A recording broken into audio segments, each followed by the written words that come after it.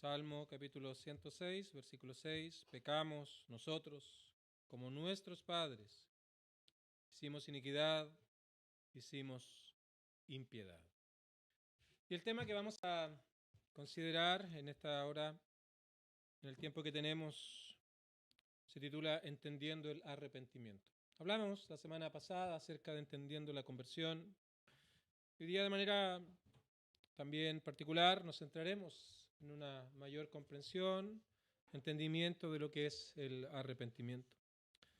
El gran predicador inglés Charles Spurgeon, él decía que el creyente al menos en su vida hace una oración. Por cierto, son más, pero al menos hace una oración que es la oración del arrepentimiento. Porque no hay otra manera de aproximarse a Dios, estar en comunión con Dios, si no oramos y nos arrepentimos de nuestros pecados. La pregunta es, ¿qué es arrepentimiento? ¿Qué entendemos? ¿Cuáles son los elementos centrales al arrepentimiento? Y creo que esto nos va a ayudar precisamente para comprender, entender de qué estamos hablando cuando llamamos al arrepentimiento, en particular aquellos que aún no han creído en Cristo, la manera en cómo aproximarse al Señor, las palabras que inclusive debemos traer delante de Él. Así que creo que es muy importante poner atención a lo que la palabra del Señor tiene que decirnos en esta tarde. Ahora tenemos el Salmo 106, un breve contexto, que va de la mano con el Salmo 105. Son dos salmos que, llamámosle, son muy relacionados, porque es un recuerdo de lo que Dios había hecho en el Éxodo. Y cuando leas el Salmo 105 en otro momento, es un salmo extenso, ese salmo se centra en las maravillas que nuestro Dios hizo en favor de Israel. De hecho, el título que se le ha puesto dice Maravillas de Jehová a favor de Israel. Pero cuando vamos al 106 ahora, llegamos a este salmo, nos encontramos con que aquí se nos describe la rebeldía del pueblo de Israel, a pesar de todas esas maravillas que son desplegadas en el capítulo número 105. Así que tenemos la obra del Señor, por otro lado la respuesta del hombre a Dios, que es rebeldía, es alejarse del Señor. Y de manera muy particular quiero centrarme en los versículos 4 en adelante, hasta el versículo 8, para poder describir entonces tres aspectos de lo que es el arrepentimiento. 3 puntos. Nos, espero ayude a entender lo que el arrepentimiento es, las características centrales que nos asegura que Dios nos oiga. Así que arrepentimiento, oración de arrepentimiento. En primer lugar, vamos a hablar de la comprensión. La primera palabra que nos ayuda a entender el arrepentimiento es comprensión. Una comprensión acerca de quién es Dios. Una comprensión acerca de quién soy yo. Una comprensión acerca de quién es Cristo. Una comprensión de las grandes verdades del Evangelio. Ahora, el salmista comienza acá en el versículo 4 dirigiendo su oración a Dios. Y esto es algo importante cuando hablamos del arrepentimiento, porque muchos piensan que pueden dirigirse a un hombre, a un sacerdote, a un cura, a un pastor, a quien sea, para poder hallar comunión con Dios. Y la oración de arrepentimiento se dirige en primer lugar a Dios. Acuérdate de mí, versículo 4, oh Jehová, según tu benevolencia para con tu pueblo. Entonces, cuando hablamos de comprensión, estamos hablando de alcanzar entendimiento acerca de Dios. En primer lugar, de que Él existe. Hebreos lo dice con claridad. El que se acerca a Dios, el que ha de venir delante de Dios, si alguien ha de orar una oración de arrepentimiento con todo su corazón delante de Dios, lo natural es creer que a quien vamos en oración existe. Y esto tiene que ver también con la realidad inherente a todo ser humano, de una u otra manera, ya sea teórica o práctica, negar al Creador. Lo expresa los Salmos en los capítulos celestiales. Dice el necio en su corazón, no Dios, o no hay Dios como lo traduce la Reina Valera. No hay Dios en sus caminos, y Pablo hace eco de esto en Romanos 3 para decir y describir a un hombre inconverso, a una mujer inconversa, que no hay temor de Dios delante de sus ojos. ¿Por qué? Porque Dios no puede ser más que una mera idea en su mente. Y creció en un país que fue enseñado en asuntos de la fe por muchos años, por lo tanto es algo que ha estado en cada familia tal vez, o en diferentes circunstancias sociales, así que hay un entendimiento, pero no del Dios de la Biblia. Entonces, cuando hablamos de una comprensión de Dios, nos referimos a cómo Dios se revela en la Escritura, que Él existe, que no es una mera fuerza impersonal, sino que más bien Él es digno de que toda la creación le adore. Para eso fuimos creados, nos dio un propósito de honrar, de vivir en obediencia a Él. Hay un entendimiento y una comprensión de su santidad que se expresa en sus leyes, en los 10 mandamientos, un resumen perfecto de sus estándares. Así que su santidad se muestra, se despliega allí y comienza a haber entendimiento de todas estas cosas. Y también un entendimiento de nuestra realidad delante de Él, porque vemos que cada desobediencia a sus normas santas, a sus mandamientos, son ofensas graves delante de Él. Entonces, lo primero es que el arrepentimiento delante de Dios está basado en Dios. Estará basado en Dios. No es un mero deseo de ser salvo, no es un mero deseo de tener algún tipo de relación con alguien que está por ahí. El arrepentimiento es un dolor y un pesar por haber agraviado al Dios Santo que ahora por medio de la Escritura podemos conocer. Así que lo primero de esta comprensión es una comprensión y un entendimiento acerca de quién es Dios. Pero también este entendimiento y esta comprensión nos conduce a tener una concepción clara acerca de nuestra propia realidad delante de Dios. Quiénes somos delante de Dios. Un entendimiento de nuestro pecado delante de Dios. Y continúa el versículo número 6. En primer lugar, acuérdate de mí, oh de Jehová. Recurre en oración a Dios. Hay un entendimiento acerca de quién es Él. Y luego en el versículo 6, entonces la oración continúa mostrando allí la comprensión del pecado del hombre. Lo dice claramente, pecamos nosotros. Son las palabras del salmista, pecamos nosotros. Y la primera pregunta que quiero responder en este punto es ¿qué es pecado? ¿Qué entendemos por pecado? Cuando hablamos de pecado, ¿a qué nos estamos refiriendo? Básicamente es una transgresión a la ley de Dios. Dijimos, hay un entendimiento acerca de Dios, de sus leyes, de sus mandamientos. Así que ahora cualquier transgresión entendemos que consciente o inconscientemente, voluntario o involuntariamente, cualquier violación o transgresión a aquellas leyes de Dios, la Biblia le llama pecado. Y la Biblia usa varias ilustraciones también para permitirnos entender lo que el pecado es. En primer lugar, se entiende como errar al blanco. Dije, fuimos creados para vivir una vida de obediencia a Dios, honrar al Creador, vivir una vida de acuerdo a sus preceptos santos. Pero el hombre ha errado en ese propósito, no ha dado en el blanco, más que nada vive para sus propios objetivos, ha olvidado al Creador, es indiferente a Él. Así que todo lo que hace, piensa, todo lo que siente, lo hace pensando en sus propias metas, sus propios objetivos. No hay Dios en sus caminos. No solo aquello también, sino que se presenta como una desobediencia a Dios, pecado. También como algo que es sucio, algo que no es algo que no es puro, algo que está contaminado. De esa manera la Biblia describe precisamente el pecado. Y también el versículo 6 avanza mostrando esta realidad, dice, pecamos nosotros, y luego añade, hicimos iniquidad, hicimos impiedad. Así que se nos describe el pecado aquí como iniquidad y también como impiedad. La iniquidad es esa injusticia, es maldad en el actuar, maldad en el obrar. Y la impiedad se entiende como un menosprecio a las leyes santas de Dios. Vidas impías, vidas que no tienen un propósito de honrar al Creador por medio de una obediencia a Él, sino más bien hay un menosprecio a estas leyes santas de Dios. No hay reverencia a Dios, sino más bien preferimos seguir nuestro propio camino.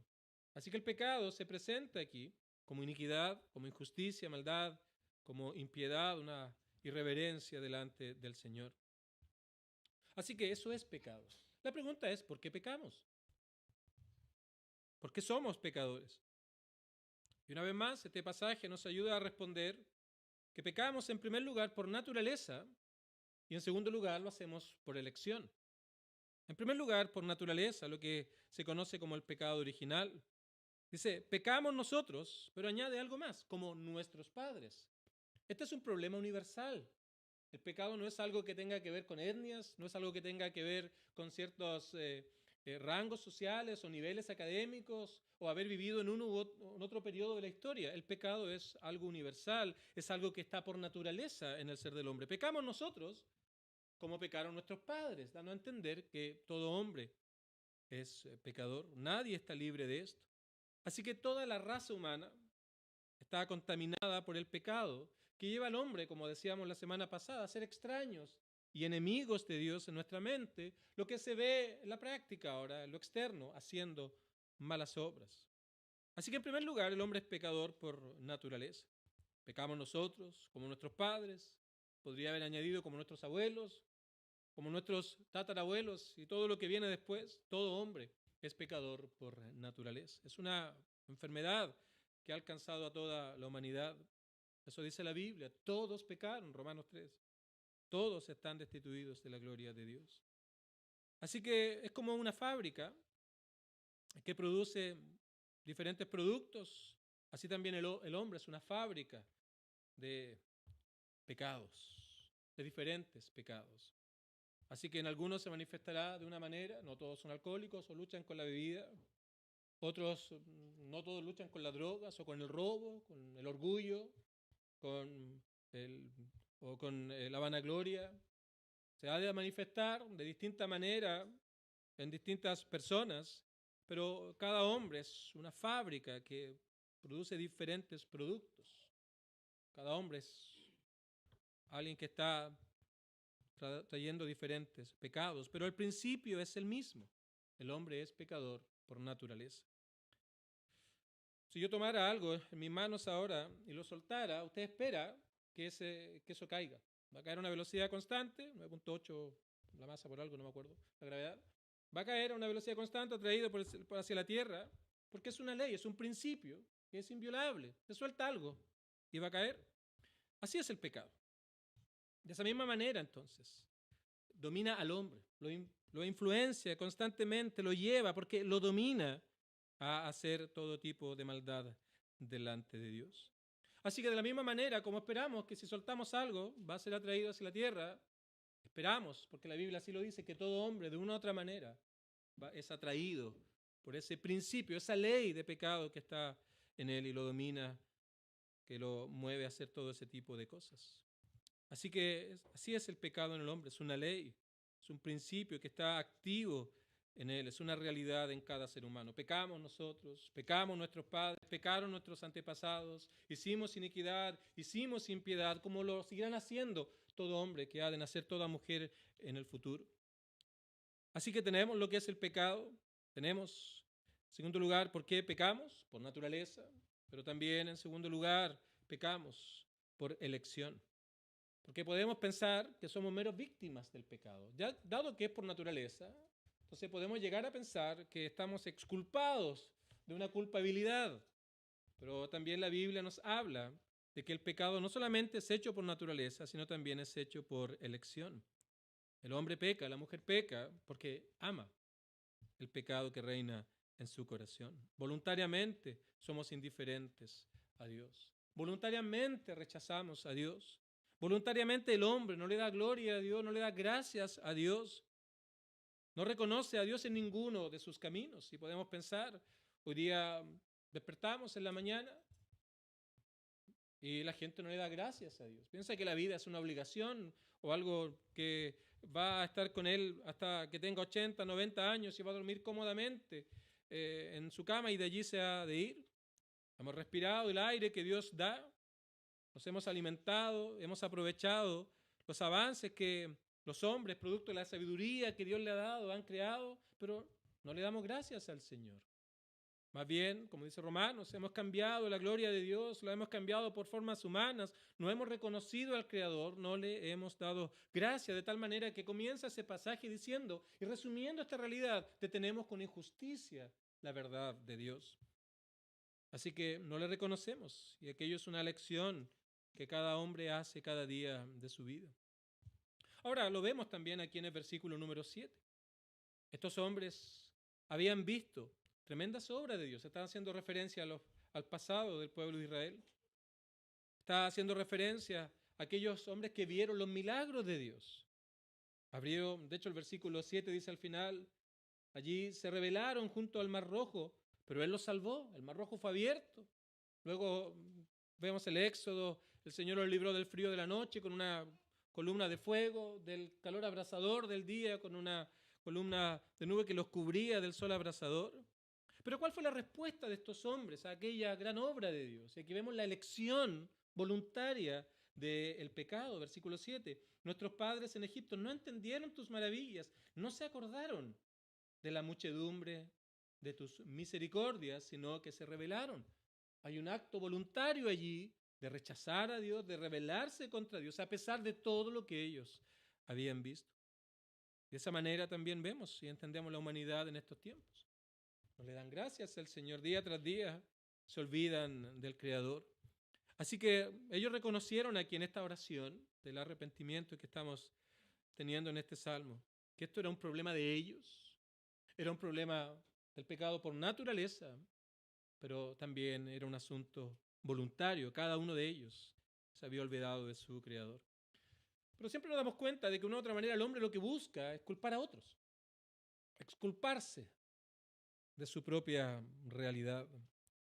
Así que hoy día alguien puede decir, no, es que fue el contexto social, político, cultural en el cual crecí. Otro podrá hacer referencia a ciertas experiencias en su pasado, en su vida o en su familia, etcétera. Múltiples excusas simplemente para no reconocer la realidad en la cual se encuentra. Entonces, en primer lugar, el arrepentimiento es una comprensión de quién es Dios, pero a la vez es una comprensión, un entendimiento acerca de nuestra propia realidad. No puede haber una oración de arrepentimiento, sino vienes delante de Dios, pero no reconoces también tu propia realidad pecaminosa delante del Señor. Luego añadimos un segundo elemento, un segundo componente que encontramos aquí del arrepentimiento, que es la confesión ahora de nuestro pecado. Hay una comprensión de Dios de nuestro pecado, pero ahora hay una confesión de nuestra desobediencia y maldad delante de Dios. Confesar el pecado, es decir, lo mismo del pecado que Dios dice de él, es enfrentarlo desde el punto de vista de Dios. Ya no hay excusas, ya no hay caminos alternativos, ya no hay echarle la culpa a otra persona o justificarnos de una u otra manera por nuestro actuar. Hay una confesión de todo lo que hemos hecho delante del Señor. Es decirle, aquí están mis pecados. Esto es lo que he hecho. Aquí están mis ofensas. Ahora, teniendo una comprensión del pecado, e inclusive teniendo una comprensión acerca de Dios, podemos llegar fácilmente a un remordimiento por aquel actuar. Pero este segundo punto del arrepentimiento nos habla de la diferencia que hay entre un remordimiento y un verdadero arrepentimiento. La confesión significa que vemos y entendemos el pecado del punto de vista de Dios, así que venimos delante de Él, confesando nuestro pecado delante del Señor. Para ello no se requiere un lugar específico, o un lugar específico, o una persona específica. No necesitas intermediarios, de hecho, ya sea un pastor, un santo, un religioso, un cura, un sacerdote. Necesitas ir delante de Dios de manera personal. Necesitas ir delante del Creador reconociendo que has pecado delante de Dios. Y no solamente aquello, sino debes ir dolido por ese pecado, una cierta medida de vergüenza por el pecado que has hecho delante de Dios. Así que el salmista está confesando todo esto aquí en esta oración. Pecamos nosotros, como nuestros padres, hicimos iniquidad, hicimos impiedad, no entendimos, no nos acordamos, más bien nos rebelamos.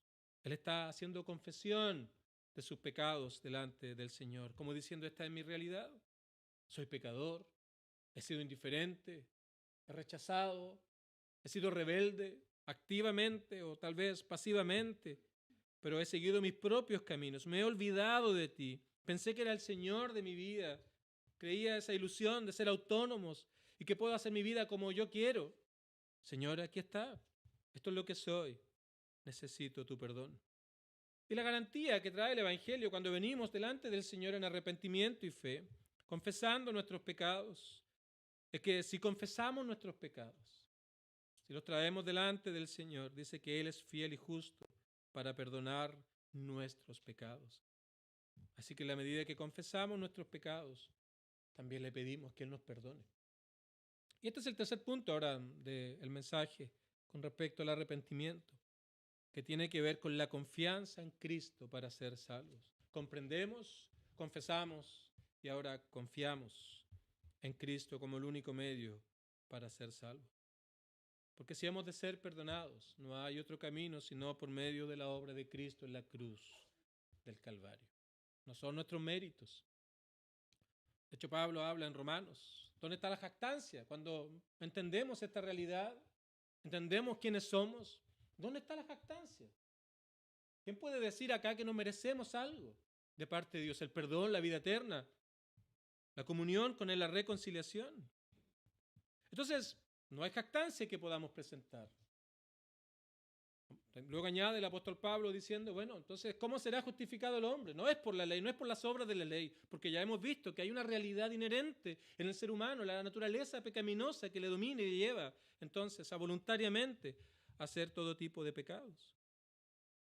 Entonces, si el hombre ha de ser salvo y justificado delante del Señor, es tan solo por medio de la persona de Cristo. Así que el arrepentimiento incluye un sentido de responsabilidad por lo que Cristo tuvo que experimentar en la cruz del Calvario. El profeta Isaías, si me acompaña un par de libros antes, tal vez el capítulo o uno de los capítulos más famosos de la Escritura, Isaías 53, versículo número 5. Dice que Él fue herido, pero fue herido por nuestras rebeliones. Fue molido por nuestros pecados. En otras palabras, Él fue herido, tomando las palabras del salmista, acá por nuestra iniquidad, por nuestra impiedad, por nuestra indiferencia, por nuestra rebelión en contra de Él. Él fue herido allí en la cruz del Calvario. Así que esta medida o esta cierta responsabilidad o sentido de responsabilidad es entender que lo que Cristo experimentó en la cruz del Calvario no era algo que Él lo mereciera, sino lo hizo en favor del lugar de otros, en favor de pecadores. Y Pablo, haciendo eco de esto, también dice en Romanos capítulo 5, Dios muestra su amor ahora, en que siendo pecadores, viviendo una vida de indiferencia a Dios, de pecado, de rebeldía, de indiferencia, de todo lo que se describe aquí en la confesión, dice que Cristo murió por nosotros. Eso es lo que el mensaje del Evangelio tiene que comunicarnos. Un mensaje de salvación para hombres que están lejos de Dios, para mujeres que han vivido vidas ajenas a la palabra del Señor, a la obediencia de Dios, a las normas y leyes de Dios. Un mensaje de salvación, pero que no es sino por la gracia de Dios. Nada que el hombre pueda ganar, nada que el ser humano pueda merecer, nada que el hombre pueda esforzarse para poder adquirirlo. Esto es algo de la gracia de Dios, algo que Dios hace tan solo por amor y por gracia, pero tan solo por la fe en Cristo, cuando Él fue a la cruz del Calvario sin merecerlo. Y ahí entonces el Padre, nuestro Dios, cargó sobre Cristo las consecuencias del pecado de todos aquellos que iban a venir delante de Él en arrepentimiento, reconociendo quién es Dios, que Él es santo, que no puede tolerar la maldad, debe castigarlo, Él es justo, la paga del pecado es la muerte, no hay comunión con Dios, estamos lejos de Dios para siempre y cuando esta vida pase nos enfrentaremos a la terrible realidad del infierno eterno. Así que también Él es amor, de tal manera que a hombres pecadores, lejos de Dios sin esperanza, ahora Él ha enviado un Salvador para que el hombre por medio de Él pueda ser reconciliados con Dios. Así que Él fue a la cruz en lugar de otros. Y todo aquello es una obra de Dios que ha hecho por amor. Mas Dios muestra su amor y aquí lo expresa el salmista en el versículo 8. Dice, Él los salvó por amor de su nombre. Los salvó por amor de su nombre. De hecho, Spurgeon comenta este versículo 8 y dice que Él los salvó como si nada hubieran hecho. Como los hombres por su propia naturaleza no desean estar en comunión con Dios, eligen otro camino. Él extiende su misericordia, extiende su gracia ahora, llamando a pecadores y trayéndolos a salvación. Y todo lo hace por amor de su nombre. Extiende su perdón para quitar toda culpa. les declara como si nunca hubieran pecado, rompe aquella ley que les domina, aquella fábrica es destruida, ya no puede dominar al hombre. Así que el hombre ahora puede vivir una vida donde haya placer en obedecer a Dios. Así que es una confianza exclusiva en Cristo para poder hallar comunión con Dios. Entonces nos preguntamos, ¿dónde ha estado la confianza? ¿Dónde ha estado tu confianza con respecto a los asuntos espirituales? Tal vez te has conformado con algún tipo de rezos, repetir ciertas palabras 30, 40, 50 veces, como que aquello pueda limpiarte de tu pecado. O tal vez simplemente expresándole estas cosas a un hombre, piensas que ya está todo hecho. Aquí se nos describe entonces que debemos ir a Dios, reconociendo nuestro pecado, confesando nuestro pecado, pero confiando que tan solo lo que Cristo hizo en la cruz del Calvario, la única garantía que tenemos para ser perdonados y hallar comunión con Dios. Ahora, Isaías 53 termina en el versículo 11 diciendo, con respecto al Señor, verá el fruto de la aflicción de su alma y quedará satisfecho. Hermosas palabras son las que se presentan aquí. Los terribles sufrimientos de Cristo en la cruz del Calvario. 3 primeras horas allí la gente se burlaba de él. Habían 2 malhechores a su lado que sumaban también palabras duras en contra de Cristo. La gente meneaba su cabeza, el escarnio, golpes, etcétera. Todos esos terribles sufrimientos, los azotes, los golpes, el dolor. Pero las segundas 3 horas ahora, donde tinieblas cubrieron la tierra y donde la ira de Dios iba a ser cargada por el pecado sobre Cristo, llevando a él las consecuencias terribles y eternas de la maldad. Todo aquello entonces no es más que la obra de nuestro Salvador que iba a traer gran fruto. En primer lugar, las justas demandas de Dios iban a ser cumplidas, por lo que ahora el hombre, confiando en Cristo, puede hallar comunión con Dios, ya no por sus esfuerzos, no por sus méritos, sino tan solo por la obra de Cristo en la cruz. Y producto de aquella satisfacción del Padre, entonces, por la obra redentora de Cristo, los hombres, los pecadores, mujeres, niños, adultos, que se arrepienten delante de Él y confían en Cristo como el único Salvador, insisto, son declarados justos, como si no hubieran pecado. De hecho, lo dice Isaías 53, al final del versículo número 11. Verá el fruto de la aflicción de su alma y quedará satisfecho. Por su conocimiento justificará mi siervo justo a muchos y llevará las iniquidades de ellos. Eso es lo que el Evangelio nos enseña. Y nos llama entonces a venir delante de nuestro Dios, reconociendo al Creador, reconociendo que Él tiene santas y justas demandas sobre toda su creación, pero a la vez reconociendo que hemos fallado, que hemos pecado, que hemos hecho lo malo delante de Dios. Y ahora confesamos nuestra maldad, traemos, seguramente no te vas a acordar de todos los pecados, son tantos, ¿verdad? Segundo tras segundo, minuto tras minuto, pero te acordarás de aquellos pecados que tal vez dominaron tu vida, y se los confesarás a Dios, porque es el único que puede perdonarte. Pero en la medida que haces aquello, confías en Cristo, porque es solo en Cristo que puedes hallar perdón de pecados y vida eterna. Querido amigo, entonces, si has de ser salvo, debe venir delante del Señor. Trae esta oración de arrepentimiento. Esto es lo que soy, esto es lo que he sido. Esto es las cosas que han dominado mi vida.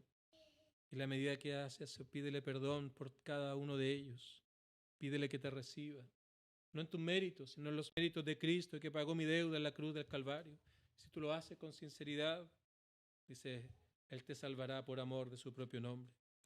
Él lo hará, te hará una hija, un hijo, te adoptará para la familia de Él, te dará una nueva vida, un nuevo corazón, nuevos pensamientos, nuevos anhelos. Alcanzarás perdón de pecados y vida eterna.